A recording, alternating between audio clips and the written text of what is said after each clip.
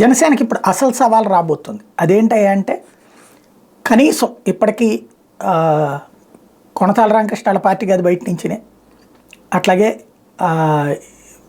సానా సతీష్ వాళ్ళ పార్టీకి అది బయట నుంచినే, లేదంటే కనుక బాలశౌరి వాళ్ళ పార్టీకి అది బయట నుంచినే, ఇంకోటి తమ పార్టీ వాడైన దుర్గేష్ని తీసుకెళ్ళి వేరే నియోజకవర్గానికి.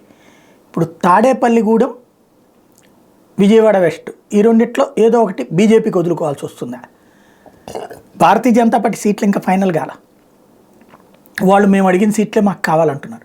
గతంలో గెలిచిన వాటిలో విజయవాడ సెంట్రల్ ఉంది, 60,000 ఓట్లు వచ్చినప్పుడు విజయవాడ వెస్ట్ ఉంది, అట్లాగే మరొక వైపున రాజమండ్రి ఉంది, అది తెలుగుదేశం వాళ్ళకి ట్రబుల్. తాడేపల్లిగూడెం గతంలో ఏకంగా మంత్రి మాణిక్యాలరావు గెలిచినటువంటి. కాబట్టి ఇట్లాగా వీటిట్లలో ఏం జరుగుతుంది?